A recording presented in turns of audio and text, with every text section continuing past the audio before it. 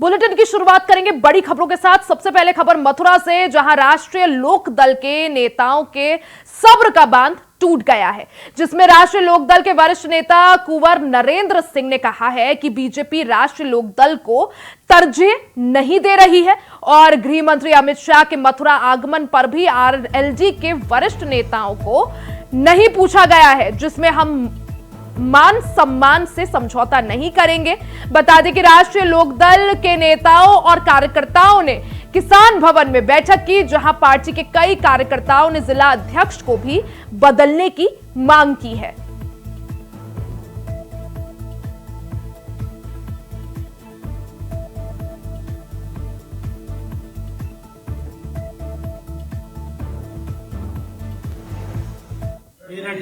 चुनाव सन्निकट है, 26 तारीख को मतदान होना है। भारतीय जनता पार्टी और राष्ट्रीय लोकदल का गठबंधन है।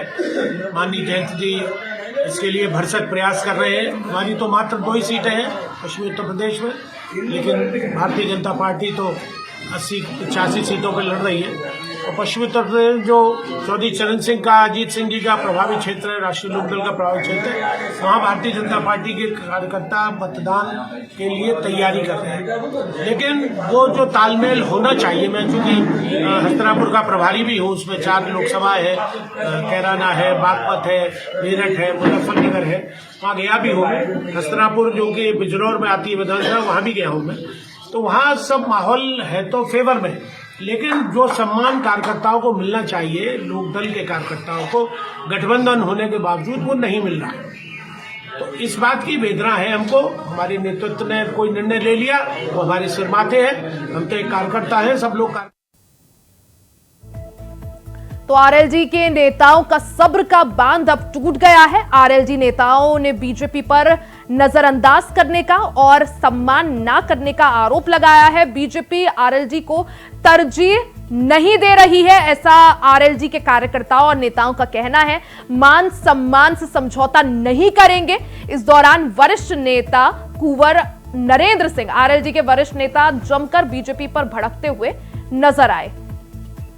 तो आरएलजी और बीजेपी इस लोकसभा चुनाव में गठबंधन में है। ऐसे में अब आरएलजी के नेता और जो कार्यकर्ता है, उनका गुस्सा जो है वो सामने आ रहा है बीजेपी को लेकर, और उनका सब्र का बांध टूट गया है। आरएलजी नेताओं ने बीजेपी पर आरोप लगाया है और कहा है कि बीजेपी आरएलजी के नेताओं को, आरएलजी के कार्यकर्ताओं को तरजीह नहीं दे रही है। साथ ही उन्होंने कहा कि मान सम्मान से कोई समझौता नहीं किया जाएगा। वरिष्ठ नेता आरएलजी के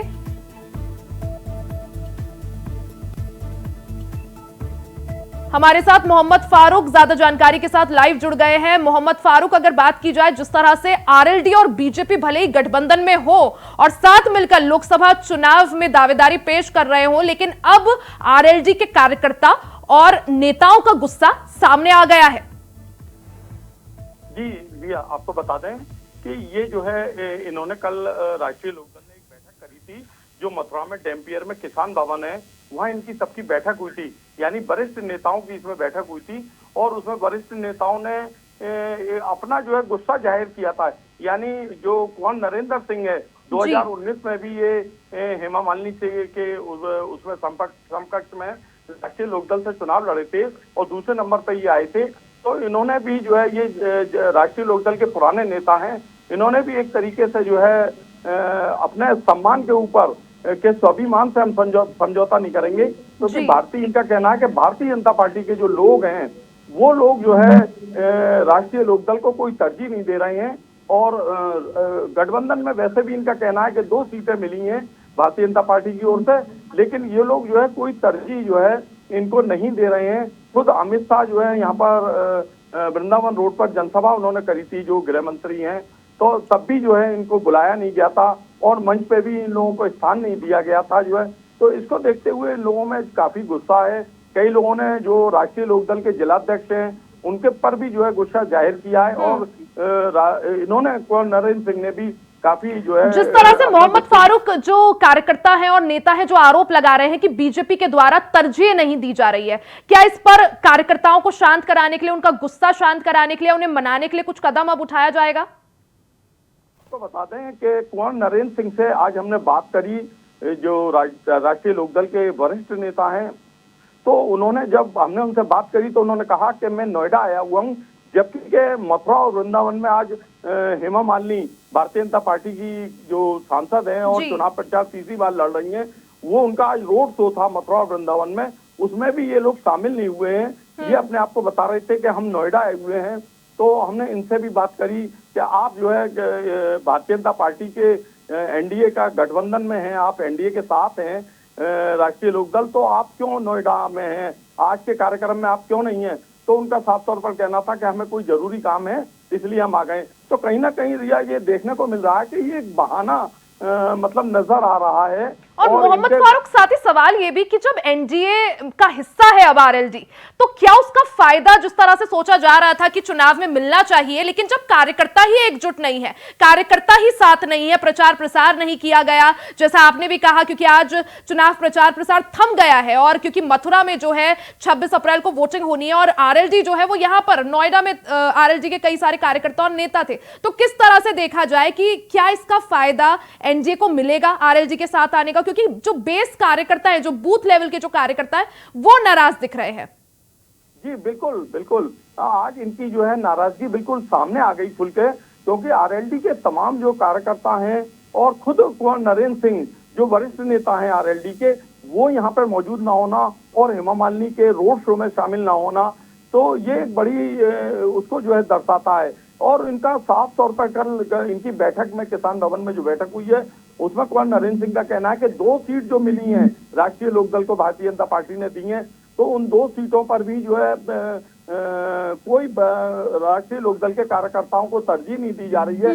तो इनका कल सब्र का बांध टूट गया था और आज इनका नोएडा में होना, जबकि भाजपा प्रत्याशी का मथुरा और वृंदावन में जबरदस्त रोड शो चल रहा है और उसमें इनको खुद ये अपने आप को, हमने जब इनसे दूरभाष पे बात करी तो नोएडा में बताना, तो ये कहीं ना कहीं जो है इनमें नाराजगी जो है राष्ट्रीय लोकदल के नेताओं में यहाँ मथुरा में दिखाई दे रही है। जी रिया। साथ ही मोहम्मद फारूक, जो कार्यकर्ता है उन्होंने जिला अध्यक्ष को भी बदलने की यहाँ पर मांग की है, इसको लेकर क्या जानकारी?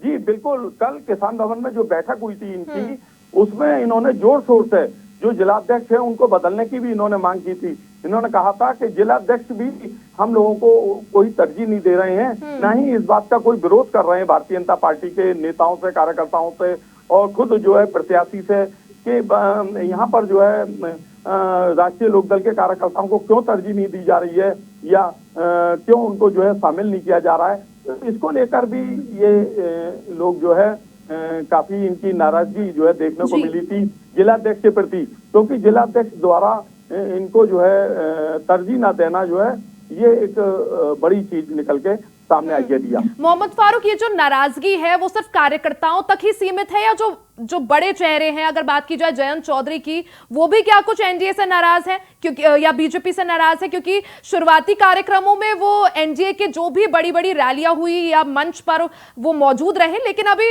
हाल ही की अगर बात करूं तो किसी रैली में या फिर किसी मंच उन्होंने कोई साझा नहीं करा, चाहे पीएम मोदी के साथ हो या फिर मुख्यमंत्री योगी आदित्यनाथ के साथ हो।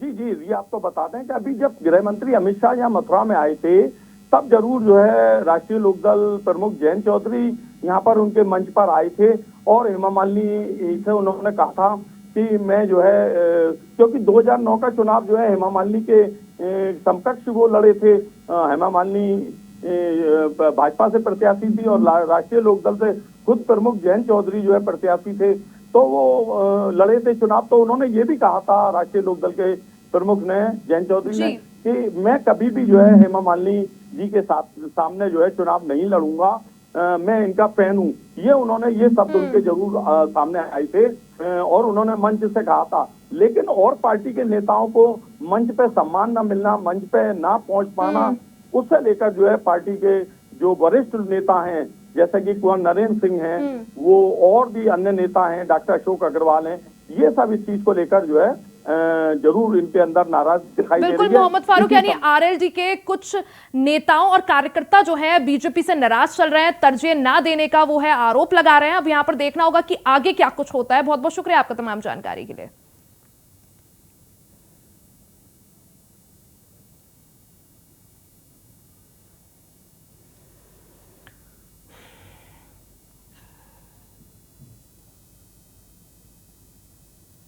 खबर अलीगढ़ से है, जहां अलीगढ़ के नुमाइश ग्राउंड के कोहिनूर मंच पर अखिलेश यादव की जनसभा का आयोजन किया गया था, जिसमें पूर्व विधायक राकेश सिंह के अपमान का मामला सामने आया है। छिर्रा से पूर्व सपा के विधायक राकेश सिंह के अपमान का आरोप लोकसभा प्रभारी संजय लाठर पर लगाया गया है। इस दौरान आरोप है कि पूर्व विधायक के हाथ से लाठर ने माइक छीन लिया, जिसका वीडियो भी तेजी से वायरल हो रहा है। यह मामला मंगलवार का बताया जा रहा है, जिस पर क्षत्रिय समाज का आक्रोश भड़क उठा है।